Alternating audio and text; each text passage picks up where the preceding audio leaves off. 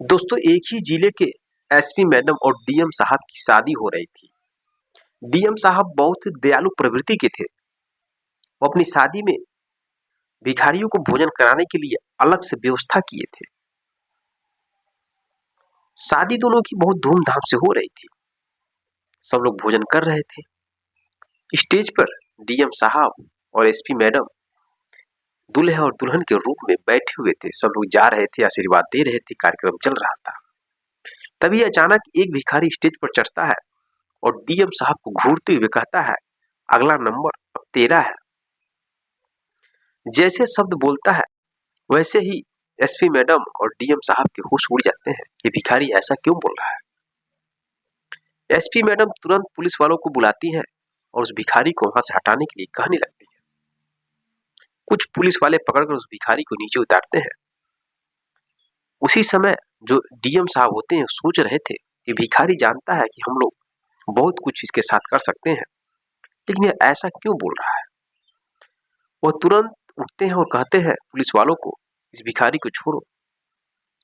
और डीएम साहब भिखारी से कहते हैं कि तुम सब कुछ जानते हो कि हम लोग कौन हैं, फिर भी तुम ऐसा क्यों बोल रहे हो कि अगला नंबर मेरा है, क्या बात है।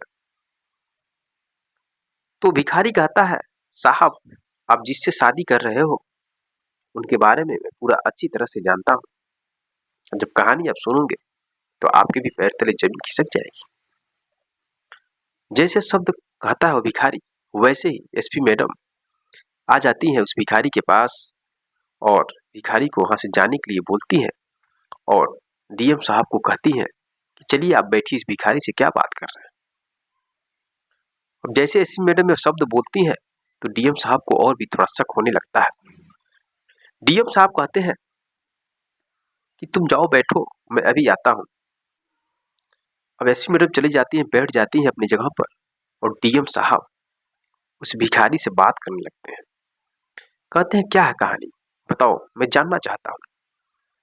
भिखारी कहता है, साहब आपको 10-15 मिनट का समय देना पड़ेगा, टाइम लगेगा बताने में। तो डीएम साहब कहते हैं, चलो ठीक है बताओ। वो नीचे उतरते हैं और एक किनारे लाकर उस भिखारी से बात करने लगते हैं।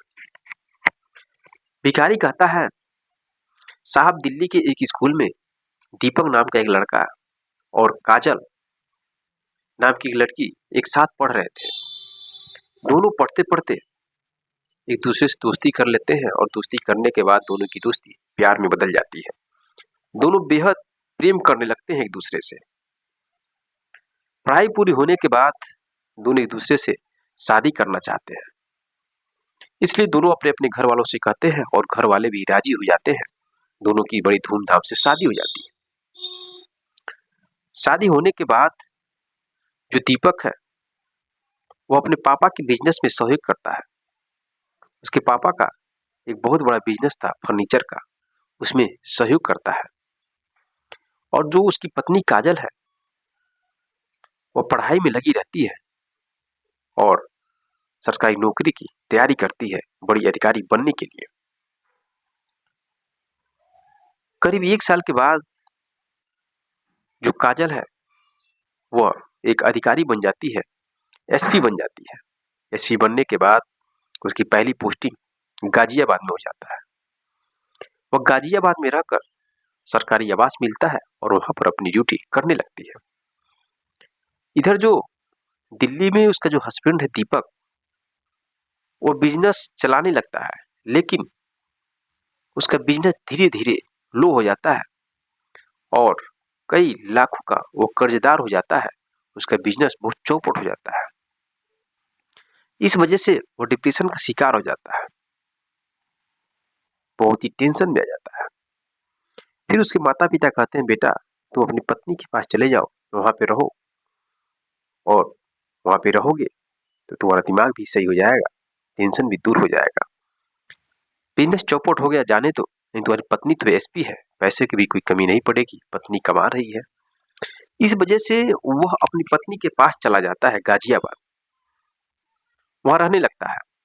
उसकी पत्नी काजल उसकी अच्छे से सेवा करने लगती है,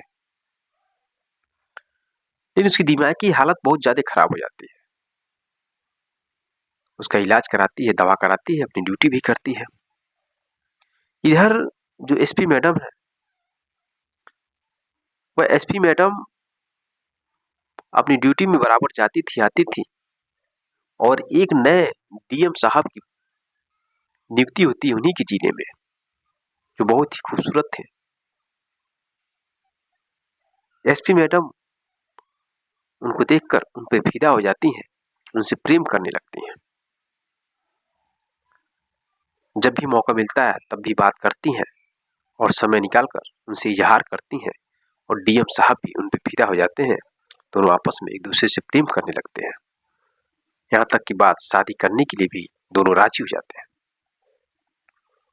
इधर जो एसपी मैडम है, वो डीएम साहब से झूठ बोलती हैं कि मेरी शादी नहीं हुई है, क्योंकि वो अपनी मांग में जो सिंदूर बहुत अंदर लगाती थी, जो दिखता नहीं था बाहर से, और जब उनको प्रेम हो गया डीएम साहब से तो बिल्कुल ही लगाना बंद करती थी। इधर जो उसका पति था वो रोड़ा बन रहा था, तो एसपी मैडम मार्केट से इलाज के बहाना उसको पागल करने की दवा खिलाने लगी। पति बेचारा समझ नहीं पा रहा था, मार्केट से दवा खिला खिला कर उसको और पागल बना देती है। जब बिल्कुल पागलों की तरह व्यवहार करने लगता है तो अपने पति को एक पागल खाने में ले आकर भर्ती कर देती है और पागल खाने में रहने लगता है। यह प्रक्रिया लगभग 8-9 महीने के बाद होता है।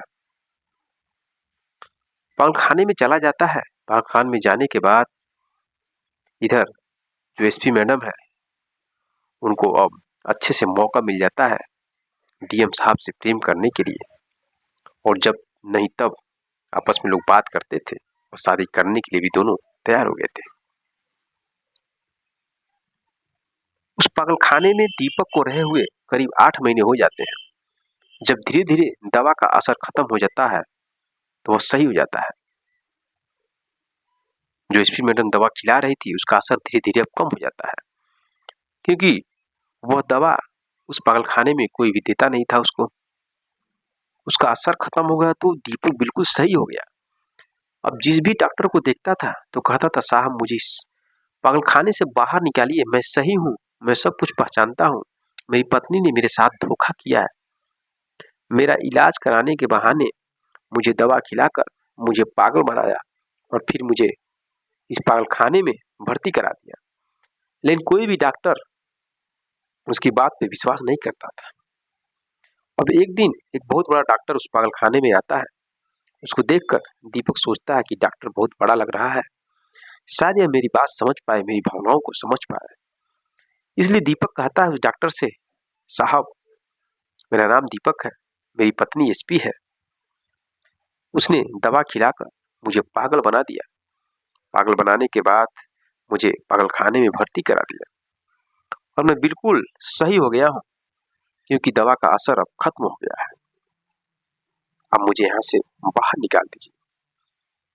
वो डॉक्टर थोड़ा विश्वास करता है दीपक की बातों पर, उसके शरीर का पूरा चेकअप करता है। चेकअप करने के बाद उसे मालूम चलता है कि सच में यह व्यक्ति सही है। इस वजह से उसको उस पागल खाने से बाहर निकाल दिया जाता है।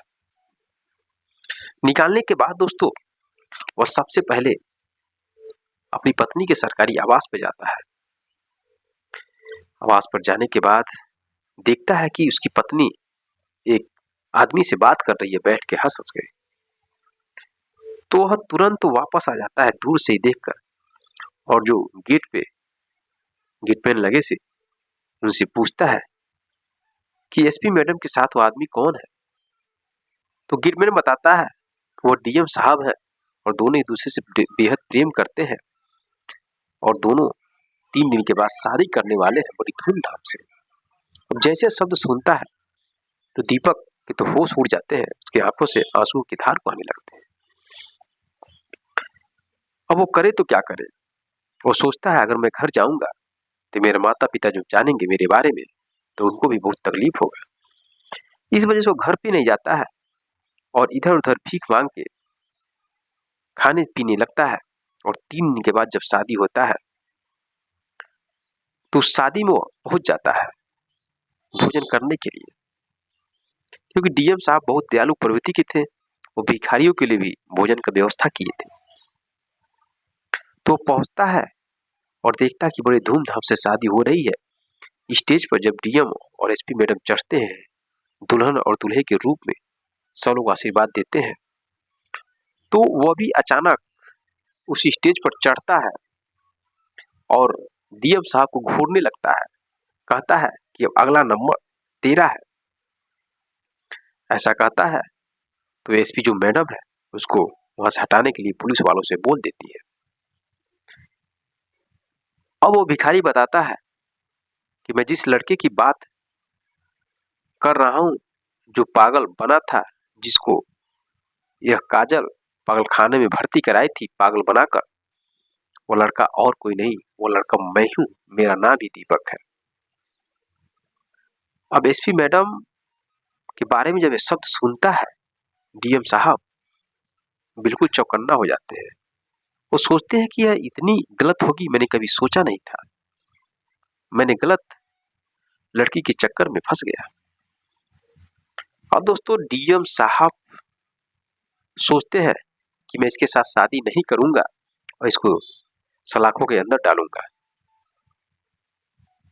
अब डीएम साहब उस भिखारी को लेकर स्टेज पर जाते हैं और वहीं पे पूरी जनता के सामने बोलते हैं कि शादी नहीं हो सकती, मैं इस एसपी मैडम से शादी नहीं कर सकता, इसके बारे में पूरी सच्चाई मैं जान चुका हूं।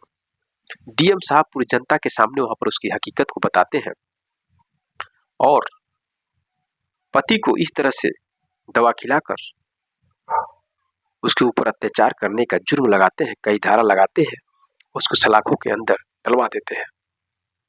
इधर जो उसका पति है दीपक, डीएम साहब उसका पूरा सहयोग करते हैं, क्योंकि दयालु किस्म के व्यक्ति थे, इंसान की इंसानियत को समझते थे, भावनाओं को समझते थे, उसका सहयोग करते हैं। वह पुनः फिर से अपना बिजनेस स्टार्ट करता है और अपना बिजनेस आगे बढ़ा देता है। आगे बढ़ाने के बाद वो अपने माँ बाप के पास फोन करता है, तो माँ बाप कहते हैं बेटा तुम कहाँ चले गए थे, हम लोगों ने बहुत ही फोन किया तुम्हारे पास, तुम फोन नहीं उठाते थे, तुम्हारी पत्नी फोन उठाती थी तो कहती थी कहीं गए हैं, बराबर बात नहीं हो पाता था। वो बताती थी कि वो पागलों की तरह होकर कहीं भाग गए हैं, मुझे नहीं पता। लेकिन जब दीपक पूरी कहानी बताता है अपनी पत्नी के बारे में तो उनके भी होश उड़ जाते हैं। तो दोस्तों यह रही कहानी। डीएम साहब ने शादी न करने से इनकार कर दिया और उस एसपी मैडम को जेल के अंदर सलाखों के अंदर कई धारा लगवाकर डलवा दिया। क्या डीएम साहब ने सही किया या गलत किया? अपनी राय कमेंट बॉक्स में जरूर दीजिएगा। अगर आपको थोड़ा सा भी यह कहानी अच्छा लगा तो चैनल को सब्सक्राइब, वीडियो को लाइक करें। मिलते हैं नेक्स्ट वीडियो में नेक्स्ट कहानी के साथ, तब तक के लिए जय हिंद, जय भारत।